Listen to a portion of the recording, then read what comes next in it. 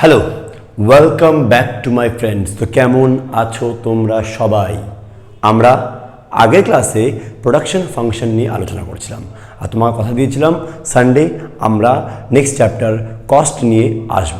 তো আজকে চলে আসলাম আমরা আমাদের 6th নাম্বার চ্যাপ্টার কস্ট নিয়ে।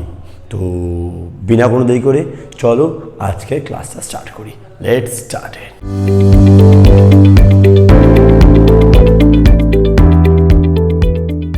এবার চলো তাহলে আজকে আমরা আমাদের ক্লাস স্টার্ট করি। নাও আগেন আই সেড, যদি তুমি প্রোডাকশন ফাংশন অর্থাৎ আগের চ্যাপ্টার নম্বর 5 তুমি যদি না দেখে থাকো, সবার আগে বলবো এখানে আই বাটনে ক্লিক করো, আগের ভিডিওটা দেখো। আগের ভিডিও দেখে নাও প্রোডাকশন ফাংশন কী জিনিস, আমি এখানে আই বাটনে দিয়ে দিচ্ছি, তার সঙ্গে আবার ডেসক্রিপশন বক্সেও আমি দিয়ে দেবো, তুমি ওখানে গিয়ে আগে ক্লাসটা দেখো। চ্যাপ্টার 5 ভালো মতো বোঝো, ওখানে আমি শর্ট রান লং রান এগুলো নিয়ে আলোচনা করেছিলাম।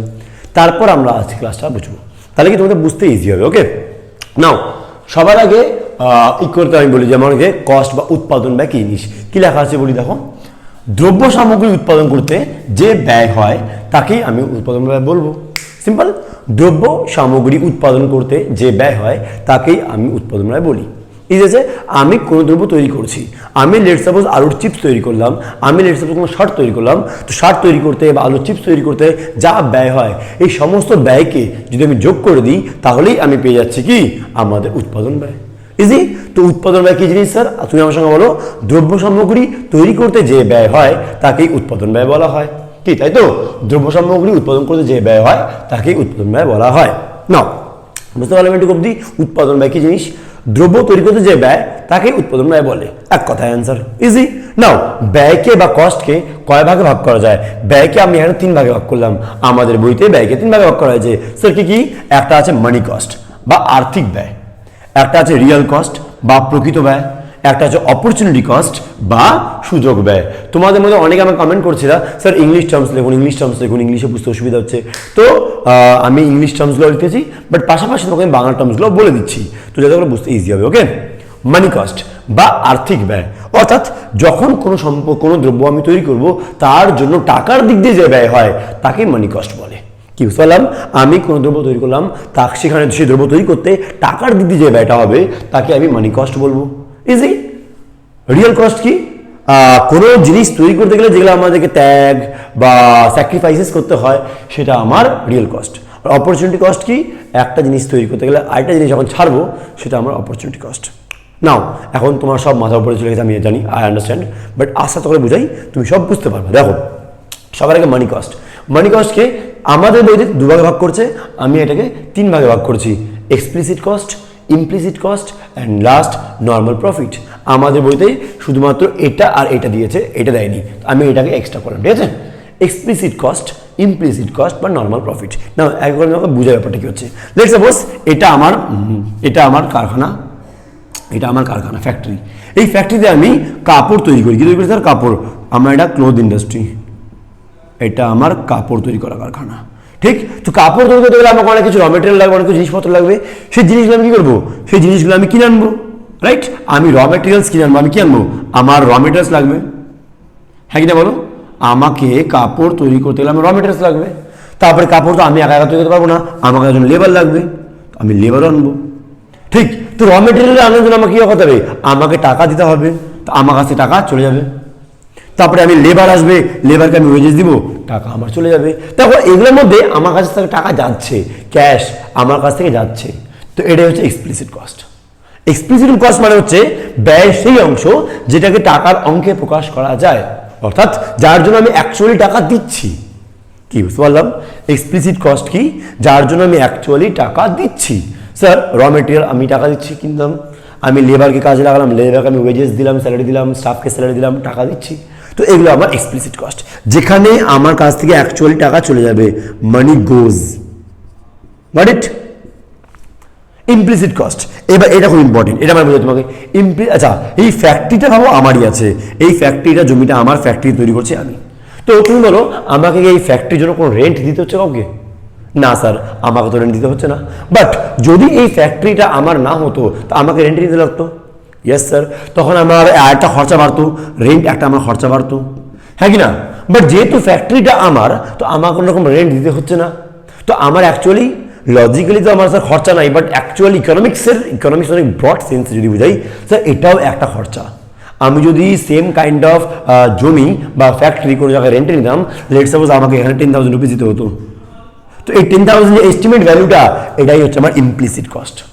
দেখো অ্যাকাউন্টসের মধ্যে শুধুমাত্র যেই ব্যয়গুলো হয় টাকার অঙ্কে দেখতে পারি শুধু সেগুলাই আনি, বাট ইকোনমিক্স ব্রড সেন্স যদি বুঝাই যে ব্যয়টা আমার হচ্ছে না, আমি টাকা দিচ্ছি না, বাট ওটাকে ধরে ওটাকে বলে ইমপ্লিসিট কস্ট। কি বলে ওটাকে? ইমপ্লিসিট কস্ট অর্থাৎ রেন্ট। স্যার এটা আমি দিই নাই, ধরে এটা কীভাবে আসছে? এক্স্যাক্টলি এটা হচ্ছে এস্টিমেট ভ্যালু। এটা কি বলা হচ্ছে? Estimate value. যেহেতু আমি দিব না তো আমি এস্টিমেট করে নেবো, অনুমান করে নেবো, অনুমান করে যে ব্যয়টা আসছে যেটা হতে পারে, রেন্ট যেমন হতে পারে, ওটাই আমার ইমপ্লিসিট কস্ট। কি বুঝতে পারলাম? আরো এক্সাম্পল দিচ্ছি, লেটস সাপোজ আমাকে কাপড়ের কারখানা তৈরি করতে হবে, তো এই কারখানা তৈরি করার জন্য আমাকে লোন লাগবে, টাকা লাগবে। আজকে আমি এই ব্যবসার মধ্যে 10 লাখ টাকা ইনভেস্ট করলাম। ক টাকা ইনভেস্ট করলাম? আমার কাছে 10 লাখ টাকা ছিল, আমি 10 লাখ রুপিস ইনভেস্ট করলাম, ইনভেস্ট করে বিজনেসটা স্টার্ট করলাম। বাট যদি আজকে আমার কাছে টাকা না থাকতো তো এই টাকা কি হতো? আমাকে ব্যাংক থেকে লোন নিতে লাগতো, তো লোন নিলে আমাকে কি দিতে হতো? ইন্টারেস্ট আমাকে দিতে লাগতো, বলো হ্যাঁ কি না বুঝিনি? তো আমাকে ইন্টারেস্ট দিতে লাগতো, বিকজ এখন জমিটা আমার, আমাকে ইন্টারেস্ট দিতে হচ্ছে না, আমার টাকাটা পাচ্ছে। তো এটাও আমার ইমপ্লিসিট কস্ট। অর্থাৎ মালিক, এক কথায় তোমাকে বোঝাই, মালিক বা ব্যবসার মধ্যে যেগুলো আমি পার্সোনালি দিব, যার জন্য আমাকে কাউকে টাকা দিতে হবে না, রিপিট, আমাকে টাকা দিতে হচ্ছে না, সেটার একটা আনুমানিক বা ইম্পিউটেড ভ্যালু বা এস্টিমেটেড ভ্যালুকেই ইমপ্লিসিট কস্ট বলা হয়। কি বুঝতে পারলেন কি বললাম না? স্যার এক্সপ্লিসিট যেখানে আমার টাকা চলে গেল, ইমপ্লিসিট এটা ইম্পিউটেড ভ্যালু, এটা আমার ইম্পিউটেড ভ্যালু স্যার। কি বুঝতে পারলাম? কোই দিক্কত? Explicit cost, implicit cost. Now last চলে আসছে নর্মাল প্রফিট, এটাও ইম্পর্টেন্ট স্যার। আচ্ছা আমি লেবারকে স্যালারি দিচ্ছি, র মেটেরিয়াল আমি টাকা দিচ্ছি, তো এটা হয়ে গেল আমাদের এক্সপ্লিসিট কস্ট, ঠিক? আর এই দুটো আমার ইমপ্লিসিট, হ্যাঁ কি না? বাট আমিও তো খাটছি ব্যবসার মধ্যে ভাই, বলো বুঝছি বুঝি নাই? স্যার আমি যখন ব্যবসা সারাদিন কাজ করছি, আমিও তো ব্যবসা খাটছি, তো আমারও তো একটা প্রফিট হওয়া উচিত, মিনিমাম প্রফিট না হলে কি আমি ব্যবসা করবো? না স্যার করবো না, আমি অন্য ব্যবসা শিফট করব। তো আমারও একটা সামান্য প্রফিট হওয়া উচিত, অনেক বেশি না, সামান্য একটা নর্মাল রিজনেবল যে প্রফিট না হলে ব্যবসা আমি কন্টিনিউ করবো না। ব্যবসায় অনেক প্রফিট হলে খুব ভালো কথা, বাট যদি স্টিল মিনিমাম একটা প্রফিট তো হওয়া উচিত, যেই প্রফিট না হলে ব্যবসা আমি শাটডাউন করে বন্ধ করে দেবো, ওই মিনিমাম প্রফিটটাকে বলা হচ্ছে নর্মাল প্রফিট। কি বুঝতে পারলাম? উদ্যোক্তা বা মালিক যখন ব্যবসার মধ্যে কাজ করছে, তো কাজ করার পরিবর্তে সে মিনিমাম একটা প্রফিট এক্সপেক্ট করে ফ্রম বিজনেস, যেটা না হলে সে ব্যবসা বন্ধ করে দেবে বা কন্টিনিউ করবে না, হ্যাঁ কি না? হতে পারে স্যার শুরুতে হয়নি, 1 বছর 2 বছর হয়নি, পরে হবে, বাট আমার যদি 20 বছর পরেও সেই নর্মাল প্রফিট আমার না আসে, আমি কেন করবো সেই ব্যবসাটা? সিম্পল। তো ওটা হচ্ছে নর্মাল প্রফিট। তো এই তিনটাকে মিলে হয় মানি কস্ট, অর্থাৎ উৎপাদন ব্যয়, এই তিনটাকে মিলে বলা হচ্ছে।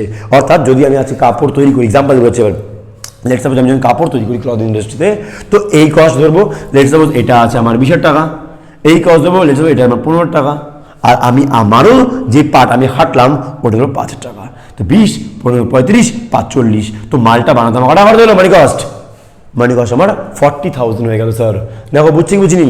আমার এক্সপ্লিসিট কস্ট যদি আমি ধরি এখানে 20,000 টাকা হচ্ছে, ইমপ্লিসিট যে আমাকে দিতে হচ্ছে না, আমার দিতে হইতো, যেহেতু আমার আছে তো আমাকে দিতে হচ্ছে না, তো এটা আবার লেটস সাপোজ 15, আর আমার নিজেরও কিছু একটা প্রফিট হওয়া উচিত, লেটস সাপোজ এটা আমি 5K ধরলাম, তো 20 প্লাস 15 প্লাস 5, 40,000 টাকা হয়ে গেল আমার এটা কস্ট, এটা আমার মানি কস্ট। কি বুঝতে পারলাম কি পারলাম না? মানি কস্ট মানে কি? ইজি করতে পারলাম মানি কস্ট। নাও রিয়েল কস্ট। এবার রিয়েল কস্ট কি বলে? যখন কোনো জিনিস তৈরি করা হয় ওর জন্য অনেক কিছু স্যাক্রিফাইস করা হয়। আজকে আমি তোমাকে যদি পড়াচ্ছি, আজকে যদি আমার কাপড় ইন্ডাস্ট্রি কাজ করছি, স্যার আমাকে অনেক কিছু স্যাক্রিফাইস করতে হচ্ছে। ইয়েস না স্যার? আমাকে অনেক কিছু একটা কাজ করার জন্য আমাকে স্যাক্রিফাইস করতে, আমাকে সময় দিতে লাগে। আমি এই সময়টা বাড়িতে বসে কী বলে ঘুমাতে পারতাম, আমি ঘুরতে পারতাম, আমি খেলতে পারতাম না স্যার, বাট আমি এই সময়টা কাজ করছি, তো এই কাজ করছি, স্যাক্রিফাইস তো হচ্ছে। শ্রমিকরা যখন লেবার কাজ কি বলে ফ্যাক্টরিতে কাজ করছে, সে তার জন্য তার সুখ শান্তি ত্যাগ, সানডে হোক মানডে হোক সবসময় কাজ করছে, that is real cost. But actual কথা কি বলতো? রিয়েল কস্টকে না এখনকার যারা নিউ ইকোনমিস্ট আছে তারা কিন্তু এটা মানে না, তারা রিয়েল কস্ট বলে কোনো জিনিস বলে হয় না, এটা একটা মনস্তাত্ত্বিক ধারণা, এটা মেন্টালিটি গল্প, এটাকে তারা এখন মানে কস্টের মধ্যে ধরে না, আগে ধরতো এখন ধরে না। কি বুঝতে পারলাম? লাস্ট অপরচুনিটি কস্ট, এটা ইম্পর্টেন্ট স্যার। অপরচুনিটি কস্ট মানে কি জিনিস দেখো বোঝাচ্ছি তোমাকে আমি, এইবার এক্সাম্পল দিয়ে বুঝাই। দেখো অপরচুনিটি কস্ট কি জিনিস কি বলে? বাবু তোমার কাছে তিনটা অপশন আছে। লেটস সাপোজ তোমার কাছে তিনটা অপশন এভাবে করে আছে যে তুমি পড়াশোনা করে লেটস সাপোজ কি হবে, সিইও হয়ে গেলা। সিইও হলে তোমার লেটস সাপোজ স্যালারি যাচ্ছে 10 LPA, এক্সাম্পল দিবে যাচ্ছে 10 LPA, ঠিক 10 লাখ টাকা পারে না। বাবু তুমি সিএ না হয়ে ব্যাংকার হয়ে গেলা, ব্যাংকে চাকরি পেয়ে গেলা, তখন তোমার LPA না করে 10 লাখ পার মান্থ করে দিই, 10 লাখ বা 1 lakh per month, 1 lakh per month. বাবু তুমি ব্যাংকার হয়ে গেলা, তোমার ব্যাংকিংয়ে স্যালারি পাচ্ছ 80,000 টাকা পার মান্থ। বা ভাবো তুমি লয়ার হয়ে গেলা, ভাবো তোমার স্যালারি 50,000। এবার তুমি কোনটা চুজ করবা, সিএ, ব্যাংকিং না লয়ার? স্যার সিএ চুজ করবো, সব থেকে বেশি এখানে স্যালারি পাচ্ছি, yes or no? Yes sir. তো আমি সিএ চুজ করলাম, এর জন্য নেক্সট কোন বেস্ট অল্টারনেটিভ আমি ছেড়ে দিলাম, ব্যাংকিং আমি ছেড়ে দিলাম, এটা ছাড়লাম অবশ্য, বাট নেক্সট বেস্ট কোনটা, এটা নেক্সট বেস্ট, হ্যাঁ না? তো this is my opportunity cost. আরও ইজি করে বোঝাচ্ছি, দেখো চেষ্টা করো বোঝার। এটা আমার জমি, আচ্ছা জমি তোমাদের সীমিত, ইয়েস অর নো? আমাদের জমি কি সীমিত? সীমিত জমিতে আমি সব কিছু উৎপাদন করতে পারি কি? না স্যার পারি না। তো হয় আমি এখানে গম উৎপাদন করবো, না হয় আমি এখানে ধান উৎপাদন করবো। দেখলাম আমার গম উৎপাদন করলে প্রফিট হচ্ছে 1 লাখ টাকা, বাট ধান করলে আমার উৎপাদন হচ্ছে এখানে কত টাকা? 1.5 লাখ টাকা। তো আমি কি উৎপাদন করলাম? ধান করলাম। ধান উৎপাদন করার জন্য আমাকে গমের উৎপাদন কি করতে হলো? বন্ধ করতে হলো। তো এর জন্য আমার অপরচুনিটি কস্ট হচ্ছে 1 লাখ। যেহেতু আমি 1.5 লাখ টাকার ধান উৎপাদন করলাম আর 1 লাখ টাকা ছেড়ে দিলাম, এটা আমি ছেড়ে দিলাম, তো এটাই হচ্ছে আমার অপরচুনিটি কস্ট। কি বুঝতে পারলাম কি পারলাম না? অপরচুনিটি কস্ট মানে কি, যে একটা কেরিয়ার চুজ করার জন্য একটা কস্ট চুজ করা, আমাকে যখন নেক্সট বেস্ট অল্টারনেটিভ যেটা আমাকে ছাড়তে হবে, সেটাই আমার অপরচুনিটি কস্ট। কি বুঝতে পারলাম? এবার দেখো তোমাকে আমি বলি উৎপাদন ব্যয় নির্ধারণকারী বিষয়, অর্থাৎ উৎপাদন ব্যয় প্রোডাকশন কস্ট কোন কোন বিষয়ের উপর নির্ভর করে। নাও আমি এখানে 5টা পয়েন্ট লিখলাম, তোমাকে 5টা পয়েন্টগুলো মানগুলো বুঝাই আর বই থেকেও পড়ি। কি লেখা আছে? উপাদানের পরিমাণ। কি বলে? উৎপাদন ব্যয় উপাদানের পরিমাণের উপর নির্ভর করে। এক কথায় আমার যদি উপাদানের পরিমাণ বেশি হয়, আমি যদি বেশি করে উৎপাদন করি, বেশি করে উপাদান থাকে, এলিমেন্টস কস্ট অফ প্রোডাকশন, আমার মালটার দাম যদি বেশি উৎপাদন করি বেশি হবে, কম উৎপাদন করি কম হবে, সিম্পল। তো কি লেখা আছে? উৎপাদনের পরিমাণ। কি লেখা আছে বলতে পারি? উৎপাদন পর যে পরিমাণ উপকরণ বা উপাদান ব্যবহৃত হয় তার উপর উৎপাদন ব্যয় নির্ভর করে। বুঝতে পারলে কি বললাম না? অর্থাৎ বেশি উপাদান ইউজ করা হবে, ব্যয় বেশি হবে, কম উপাদান ইউজ করা হবে, ব্যয় কম হবে, সিম্পল। নেক্সট দক্ষতা। কি বলে পয়েন্টটা? উৎপাদনের উপকরণগুলির দক্ষতার উপরও নির্ভর করে। অর্থাৎ যদি ভাবো কোনো একটা লোক কোনো একটা দ্রব্য তৈরি করে, সে দক্ষতার সঙ্গে করে, স্বাভাবিক কথা, দক্ষতার সঙ্গে করলে ব্যয়টা কম হবে, বাট দক্ষ মানুষ করছে না, অদক্ষ করতেছে বা সেমি স্কিল লোক করতেছে, তখন ব্যয়টা বেশি হবে। যত স্কিল্ড লেবার হবে, যত দক্ষ শ্রমিক হবে, তত বেশি সে কম খরচে কাজটা করতে পারবে। যত আনস্কিল্ড হবে বা সেমি স্কিল্ড হবে, খরচ বাড়বে। দক্ষতাপূর্ণভাবে কাজ করলে ব্যয় কম হয়, দক্ষতাপূর্ণভাবে কাজ না করতে পারলে ব্যয়টা বেশি হয়। নেক্সট কি আছে? উপাদানের দাম। অবশ্যই স্যার, আমি যদি কোনো জিনিস তৈরি করি তাহলে তার দামটাও ভেরি ইম্পর্টেন্ট। আজকে মিষ্টি তৈরি করবো আমি, তো মিষ্টি তৈরি করতে আগে যে ব্যয়টা হতো, এখন চিনির দাম বেড়ে গেছে, তাই না? তোমাদের ওদিকে কি অবস্থা আমাকে বলবা। তো এখন যেহেতু চিনির দাম বেড়ে গেছে, মিষ্টির দাম বেড়ে গেছে, তো উপাদানের দাম যদি বেড়ে যায়, উৎপাদন ব্যয়টাও বেড়ে যাবে, হ্যাঁ কি না? উপাদানের দাম বলতে কি বললাম? যদি আমার উপাদানের মানে র মেটেরিয়ালের দাম বেড়ে যায়, আমার লেবারের দাম বেড়ে যায়, সেক্ষেত্রে আমার উৎপাদন ব্যয়টাও বাড়বে। কি ইজি হতে পারলাম? নেক্সট প্রযুক্তি বা টেকনোলজি। না, টেকনোলজি যত আপগ্রেড হবে, যত ভালো হবে, উন্নত মানের হবে, আমার ব্যয় অত কম হবে। টেকনোলজি বা যত নিম্নমানের হবে, অত ব্যয় আমার বেশি হবে। আগে কৃষকরা কি বলে লাঙল দিয়ে চাষ করতো, হ্যাঁ না?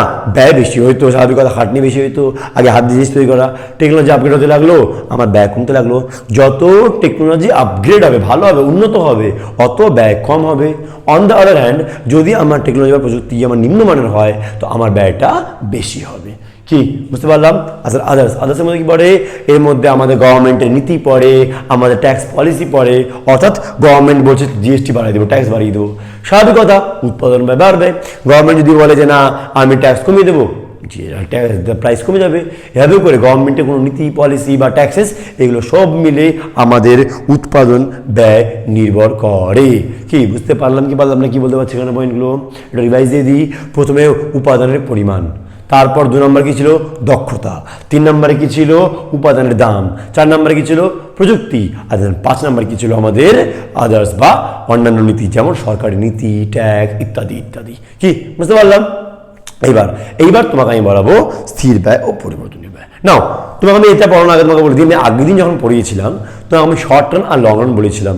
যার মধ্যে তোমাকে বললাম যে শর্ট রান এমন একটা পিরিয়ড যখন কোনো কিছু পাল্টানো যায়, কিছু পাল্টানো যায় না। লং রানে কি হয়, সব কিছু পাল্টানো যায়, সব কিছু পরিবর্তনীয়। তো এখানে ব্যয়কে এবার আমরা আবার কয়ভাগে ভাগ করলাম, 2 ভাগে ভাগ করলাম, ঠিক আছে? এখানে আমরা ব্যয়কে আবার এখন 2 ভাগে ভাগ করলাম। দেখো কি লেখা আছে, কস্ট বা ব্যয়কে আমি 2 ভাগে ভাগ করলাম। একটাকে বললাম আমি ফিক্সড কস্ট বা স্থির ব্যয়, একটাকে বললাম কি ভেরিয়েবল কস্ট বা পরিবর্তনশীল ব্যয়।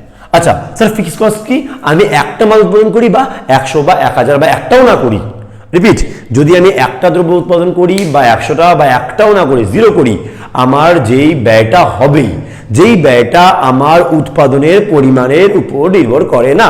কি বললাম, যেই ব্যয়টা আমার উৎপাদনের পরিমাণের উপর নির্ভর করে না, অর্থাৎ একটাও করি, 2টা করি, 3টা করি, 10টা করি বা নাই বা করি, আমার ব্যয় হবেই, তাকেই আমি ফিক্সড কস্ট বা স্থির ব্যয় বলবো। On the other hand variable cost কি, যে ব্যয়টা আমার উৎপাদনের পরিমাণের উপর নির্ভর করে, অর্থাৎ একটাও যদি না করি ব্যয় হবে না, বেশি করলে বেশি ব্যয়, কম করলে কম ব্যয়। যেই ব্যয়টা আমার উৎপাদনের পরিমাণের উপর নির্ভর করে তাকে পরিবর্তনশীল ব্যয় বলা হয়। যেই ব্যয়টা আমার উৎপাদনের পরিমাণ নির্ভর করে না তাকে স্থির ব্যয় বলা হয়। বলো বুঝতে পারলাম কি পারলাম না? ইজি করতে পারলাম? স্যার স্থির ব্যয় কি আর ভেরিয়েবল কস্ট কি, কোনো দিক্কত, কোনো সমস্যা? ইজি করতে পারলাম। স্যার ফিক্সড কস্ট আর ভেরিয়েবল কস্ট কি বুঝতে পারলাম কি পারলাম না? ইয়েস স্যার, ঠিক। অর্থাৎ এর এক্সাম্পল স্যার দিয়ে দাও তোমাকে, রেন্ট। ভাবো এই ফ্যাক্টরি আছে আমার সেম, এবার এই ফ্যাক্টরিতে আমি রেন্ট নিয়েছি, আমি এখন এই ফ্যাক্টরিতে 1 মাস যদি কাজ নাও করি আমাকে স্টিল রেন্ট দিতে হবে। যদি আমি বেশি কাজ করি, 3 শিফট কাজ করি, আমাকে রেন্ট সেমই দিতে হবে। তো রেন্ট হয়ে গেল আমার কাইন্ড অফ ফিক্সড এক্সাম্পল। আর ভেরিয়েবল কি, র মেটেরিয়াল। যদি আমার মিষ্টি দোকান বা আলু চিপসের দোকান হয়, যত বেশি চিপস তৈরি করবো অত বেশি আলু লাগবে, করবো না, লাগবে না, ওটা আমার র মেটেরিয়াল ভেরিয়েবল কস্ট। তো র মেটেরিয়াল হয়ে গেল আমাদের ভেরিয়েবল কস্ট, র মেটেরিয়াল হয়ে গেল আমাদের কি ভেরিয়েবল কস্ট, আর রেন্ট হয়ে গেল আমাদের ফিক্সড কস্ট। বলো বুঝছি, বুঝি নেই? এইবার আমরা যাব নেক্সট পার্ট, সেটা হচ্ছে এদের রেখা নিয়ে। ঠিক, দেখো এবার দেখো তোমাকে আমি গ্রাফের সাহায্যে টিএফসি, টিভিসি আর টিসি মানে বুঝাই। টিএফসি মানে fixed cost, total fixed cost. Easy করতে পারলাম, মোট স্থির ব্যয়। আমি এখানে বাংলায় লিখে দিচ্ছি, বুঝতে সুবিধা হবে। স্থির ব্যয় লিখলাম স্যার, মোটটা তুমি বুঝে নিবা। এটা পরিবর্তনশীল ব্যয়, এটা কি ভেরিয়েবল কস্ট, এটা হচ্ছে মোট ব্যয়, টোটাল কস্ট। ঠিক, মোট ব্যয়। টিএফসি মানে কি বললাম, স্থির ব্যয় বা ফিক্সড কস্ট। টিভিসি মানে কি বললাম, টোটাল ভেরিয়েবল কস্ট। আর টিসি মানে কি বললাম, টোটাল কস্ট। আচ্ছা টেবিলটা দেখি আর বুঝি। দেখো আমার এটা ফ্যাক্টরি, এখানে আমি আউটপুট 0, 1, 2, 3, 4, 5, আমি এতগুলো মাল বানাবো। তোমাকে আমি কি বলছিলাম, টিএফসি কনসেপ্ট কি বলছিলাম, যদি আমি একটাও না বানাই বা বেশি বানালেও আমার কি হবে, টিএফসি সেমই হবে। দেখো 12 টাকা করে হচ্ছে, একটা বানানি তাও 12 টাকা রাখছে, একটা বানালে 12, বা 2টা বানালে 12, 3টা বানালে 4টা বানালে 5 বানালে, যতগুলোই বানাই না কেন আমার টিএফসি আছে সেম আছে। চলে আসি নেক্সট, টিভিসি। যদি আমি 0 বানাই 0, 1 বানাই 6, 2 বানাই তো 10, 3 বানাই তো 15, 4 বানাই তো 24, 5 বানাই তো 35। তুমি একটা জিনিস লক্ষ্য করো, এটা কিন্তু সেম ভাবে বাড়ছে না, 6, 12, 18 ভাবে কিন্তু হচ্ছে না। কেন? আমি যত বেশি ব্যবহার করবো শুরুর দিকে আমার ইউটিলাইজেশনটা বেশি বেটার হবে। ব্যাপারটা এমন করে বুঝো, এটা আমার জমি, এই জমিতে আমি আগে একাই চাষ করতাম, একাই করতাম, কাজটা ভালো মতো হতো না, আমি একটা লোককে হায়ার করলাম, ইজি, ওই লোককে হায়ার করে আমার কাজটা খুব ভালো হয়ে গেল। আরেকটা লোককে হায়ার করলাম, এমনি করে আমি যখন লোক বাড়তে যাবো, টিভিসি আমার বাড়বে, বাট আমার সেই লেভেল হার উৎপাদনটা হবে না, তো আমার মোট ব্যয়টা বাড়বে, মোট ব্যয়টা আমার বাড়বে, উৎপাদন শেয়ারে কিন্তু বাড়বে না। তো এই জন্য এইটাতে আমার শুরুর দিকে বেটার হয়, পরে আবার বাড়তে লাগে। আচ্ছা এটাকে যোগ করে চলে আসবে আমাকে টোটাল কস্ট, মোট ব্যয়। আমার রেন্ট প্লাস র মেটেরিয়াল যোগ করে চলে আসলো আমার মোট ব্যয়। এটা যোগ করিস 12 + 6 18, 12 × 10 22, 12 × 15 27, 12 × 24 36, 12 × 35 47। এটা আমার চলে আসছে টিসি। এবার গ্রাফ প্লট করে দেখো, দেখো গ্রাফ এক্স ওয়াই। ঠিক, এবার আমি এ পাশে নিলাম আউটপুট,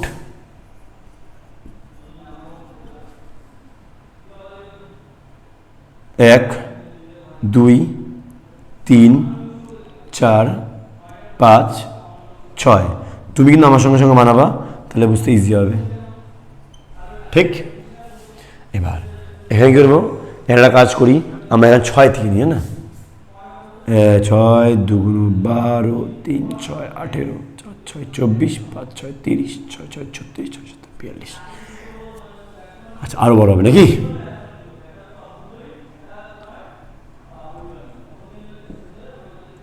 48, 6 12 3 6 18 4 6 24 5 6 30 6 6 36 6 7 42 6 48। এখন চলে সবাই। এবার আমি গ্রাফ প্লট করে দাও কীভাবে। শূন্যতে যখন ছিলাম তখনও ছিল 12, এই যে 12, যখন 1 তখনও 12, 2 3 করে 12, যখন 1 তখনও 12, যখন 2 তখনও 12, যখন 3 তখনও 12, যখন 4 12, 5 12, 6 12।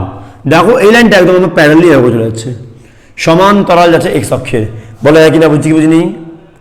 এটা আমার টিএফসি রেখা, এটা আমার কোন রেখা? টোটাল ফিক্সড কস্ট রেখা।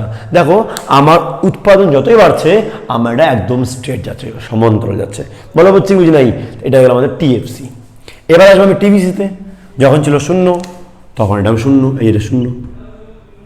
যখন ছিল 1 তখন হলো 6, কাইন্ড অফ এই জায়গাটায়। যখন ছিল 2 তখন হলো 10, 2 10 এই জায়গাটায়। যখন 3 তখন 15, যখন 3 তখন এই 15, যখন 4 তখন 24, 4 তো হয়ে গেল আমার 24, হ্যাঁ কি না? 5 হয়ে গেল আমার 35। ব্যাপারটা আমার গ্রাফটা কেমন লাগালো দেখো, গ্রাফটা আমার এমন করে গিয়ে এমন করে গিয়ে এমন করে এমন হয়ে গেল, হ্যাঁ না? মানে আমার শুরুতে গ্রাফটা কমতে ছিল, আবার বাড়তে লাগলো। এটা আমার টিভিসি, এটা আমার টিভিসি।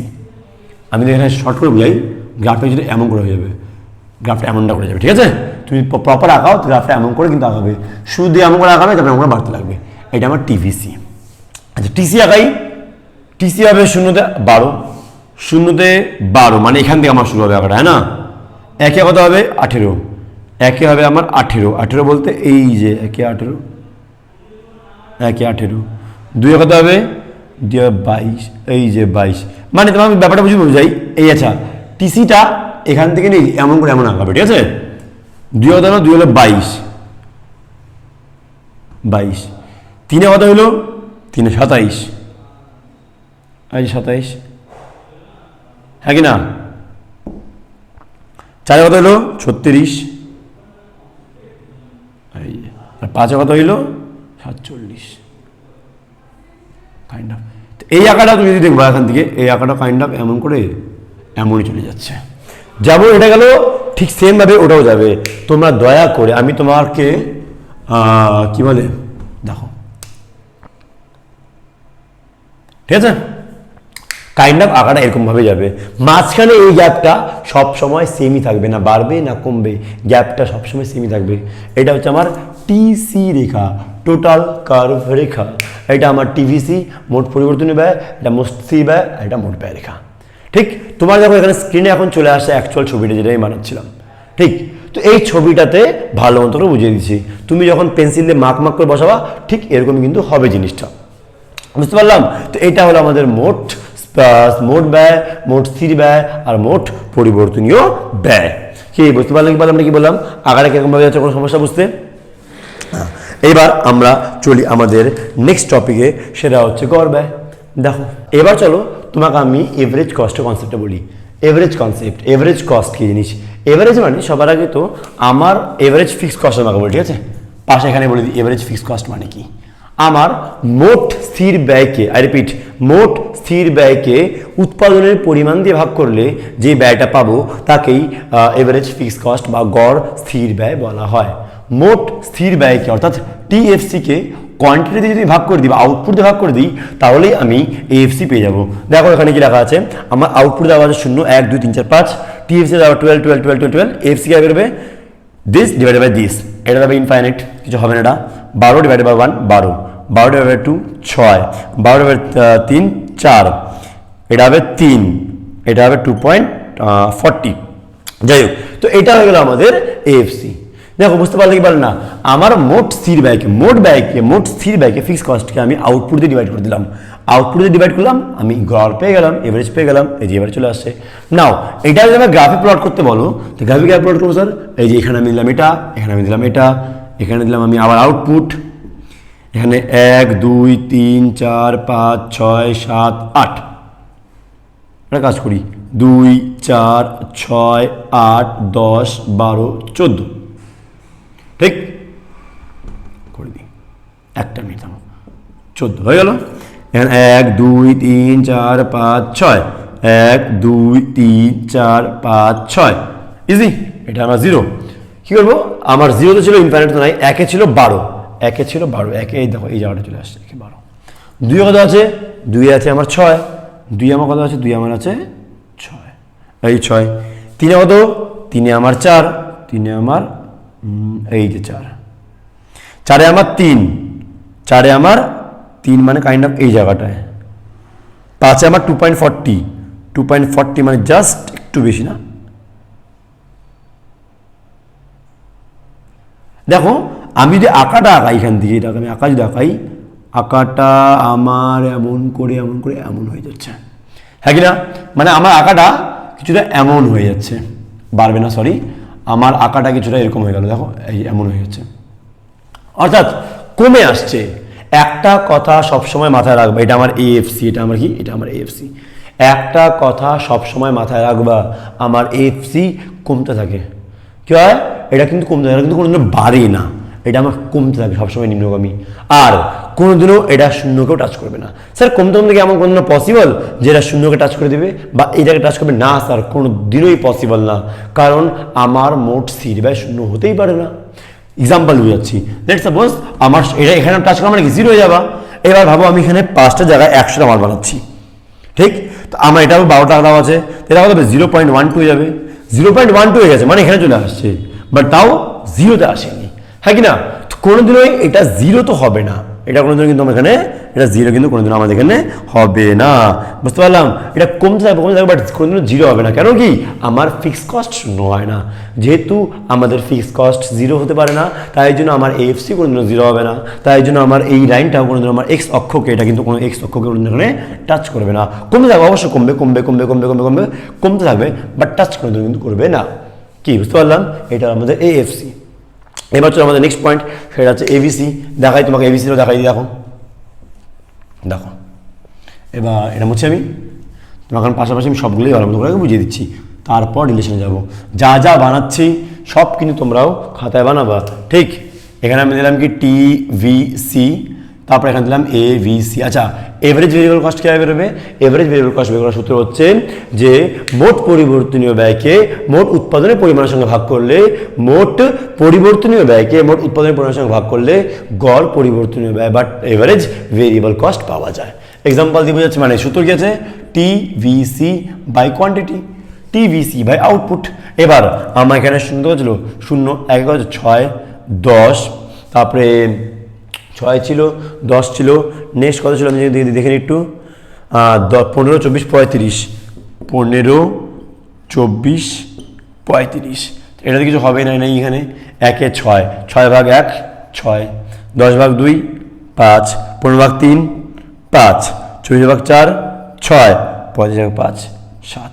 দেখো এবার এখানে একটা ভালো জিনিস লক্ষ্য করবা, এটা প্রথমে কমলো, তারপরে আবার সেম হয়ে গেল, তারপরে আবার বাড়তে লাগলো, হ্যাঁ কি না, কমলো সেম হয়ে গেল, তারপরে বাড়তে লাগলো।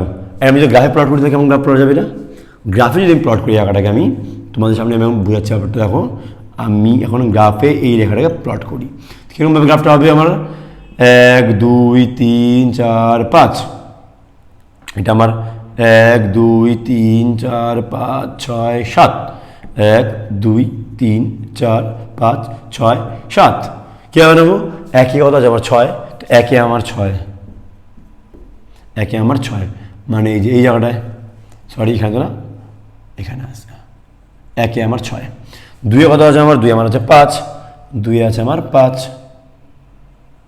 হইল 5, 3 আমার 5 হলো, 3 5 আমার হলো, 3 5 হলো, 4 আবার 6, 4 আবার 6 দেখো বেড়ে গেলো, 4 আবার 6 হয়ে গেলো, 5 আবার কত গেলো 7, 5 হয়ে গেল আমার 7। এই রেখাটা আমার কিছুটা দেখো, এই রেখাটা আমার কিছুটা ইউ এর মতো হয়ে গেল, হ্যাঁ কি না? এটা আমার এবিসি। শুরুতে কমে তারপরে সেম হয়, দেখো কমলো, সেম হলো, আবার এটা বাড়তে লাগলো। ঠিক বুঝতে পারলাম? তো এটাকে বলে আমি এবিসি কার্ভ, গড় পরিবর্তনীয় রেখা।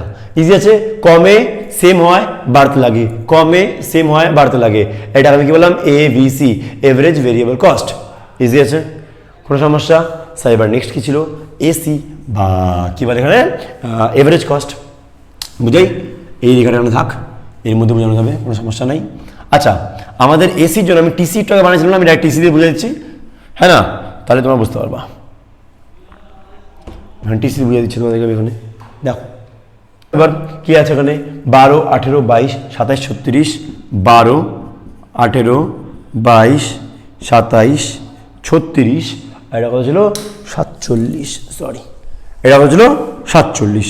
যদি আমি ভাগ করি, এটা তো কিছুই আসছে না, এটা আসবে 18, এটা আসবে আমার 11, এটা আসবে আমার 9, এটাও আসবে আমার 9, এটা আসবে 47, তো 47 ভাগ 5 করলে কত আমার 9.47, 9.4।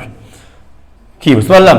এবার এই এখানে তুমি আঁকা, এখানে এটা কেমন যাবে গ্রাফটা আমি বুঝিয়ে দিচ্ছি, দেখো এটা একটু বড় করে দিই, কি একটু বড় করে দিই, 2 4 6 8 10 12 14 16 18, গট ইট? দেখো কি দেখাবো আমি এখন, একে আমার 18, আমার একে আছে 18, এই দেখো একে আমার 18, 2 আমার কত আছে? 2 আমার আছে 11, 2 আমার 11, 11 বলতে এই পয়েন্টটা, হ্যাঁ না? এই যে এই পয়েন্টটা। 3 আমার আছে 9, 3 আমার কত আছে? 9, 9 বলতে কাইন্ড অফ 9 9 9 9, 2 4 6 8 9, তো 9 এখানে চলে আসছে, 4এও 9, 5এ 9.40, মানে বাড়ছে একটু, তাই না? এই যে একটু বাড়ছে, বেশি বাড়েনি, এখানে বেড়ে গেছে। তার মানে এটাও আমার কিন্তু বাড়বে, যদি লজিক্যালি আমি যাই, এটা আমি আরও যদি বাড়াতাম, এটা কিন্তু আমার তাহলে বাড়তো, এটাও কিন্তু আমার বাড়বে। এটা আমার এসি, এভারেজ কস্ট। বুঝতে পারলাম কি পারলাম না স্যার? দেখো এটাও কিন্তু আমার বাড়লো, আগেরটা বাড়ছিল, এটাও কিন্তু আমার বেড়ে গেল, তো এটা হচ্ছে আমার এভারেজ কস্ট বা গড় ব্যয়।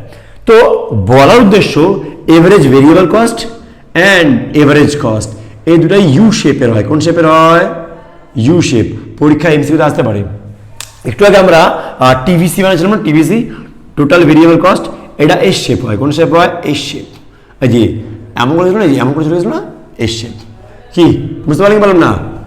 ইনভার্স, সরি এস বলবো না, ভুল বললাম, inversely S, inversely S shape হয়, উল্টো উল্টো এসের মতো এটা হয়, ঠিক আছে? এটা আমাদের উল্টো এসের মতো হয়। আর এবিসি আর এসি আমার কেমন হয়? ইউ শেপের মতো দেখতে কিন্তু হয়। মনে থাকবে, এগুলা আমাদের পরীক্ষার এমসিকিউর জন্য ইম্পর্টেন্ট। এবার চলো তোমাকে আমি দেখাই আমাদের মার্জিনাল কস্ট বা প্রান্তিক ব্যয়। নাও, প্রান্তিক ব্যয় কি জিনিস তোমাকে আমি সেটা বুঝাই। অ্যাডিশনাল এক্সট্রা আউটপুট করলে, অ্যাডিশনাল একটা দ্রব্য উৎপাদন করলে আমার অ্যাডিশনাল কত টাকা ব্যয় হয়। আবার তুই বলি, অ্যাডিশনাল একটা জিনিস যদি আমি তৈরি করি, অ্যাডিশনাল যদি আমি একটা উৎপাদন করি, তাহলে আমার অ্যাডিশনাল কত টাকা ব্যয় হবে, তাকেই আমার প্রান্তিক ব্যয় বলে। আমি লেট সাপোজ আগে 10টা মাল তৈরি করতাম, 10টা মাল তৈরি করতে আমাকে লাগতো লেট সাপোজ 50 টাকা। এবার 11 নম্বর মাল তৈরি করলাম, আমার লাগলো 54 টাকা। তো একটা এক্সট্রা মাল বানাতে আমার এক্সট্রা কত টাকা খরচ হলো? 4 টাকা। তো এটাকে বলা হচ্ছে কি বলে? মার্জিনাল কস্ট বা প্রান্তিক ব্যয়। কি বুঝতে পারলাম? এবার দেখো, আমি এখানে আউটপুট দিলাম, আমি এখানে টিসি বা টোটাল কস্ট দিলাম, মার্জিনাল কস্ট কীভাবে বেরোবে? সিম্পল উপায় আছে। আমি যদি নর্মালি সূত্রের মধ্যে যাই, তাহলে সূত্র বলবো আমি তোমাকে এটার, যে delta TC by delta Q, change in total cost by change in quantity. মানে আমার এখানে চেঞ্জ কত হলো? এখানে দেখো, এখানে আমার চেঞ্জ হলো 1, আর এটাতে কিছু থাকবে না, এখানে আমার চেঞ্জ হলো 6। তো 6/1 সমান সমান 6। তুমি কেমন করবে অঙ্কটা? ইজিলি এখানে বিয়োগ করে দেবো, জাস্ট বিয়োগ করে দিব। 4 5 9 11। দেখো বুঝতে পারলে কি বললাম না? এবার প্রথমে এটা কিছু আসলো না, তবে এখানে চলে আসলো। আর এভারেজ কস্ট কেন বের করতে লাগে আমরা একটু আগে বের করছিলাম। কেন বের করবো এটা পরে বলি, সবার আগে তোমাকে আমি তখন এর আগে আমি কার্ভটা দেখাই দিই, মার্জিনাল কস্টের কার্ভটা কেমন হয়। দেখো মার্জিনাল কস্টের কার্ভ কেমন হয় এটা দেখো, তারপর আমি যাবো নেক্সট পর্টে। আবার থেকে 1 2 3 4 5, 1 2 3 4 5, এটা আমার কি আসছে, এটা আমার আউটপুট। এদিকে আমার চলে আসছে, আচ্ছা এর আগে আমি এভারেজ কস্ট একটু দেখিয়ে নিই, ঠিক আছে। হ্যাঁ এদিকে আমার চলে আসছে এটা 1 2 3 4 5 6 7 8 9, 2 4 6 8 10 12 14 16 18।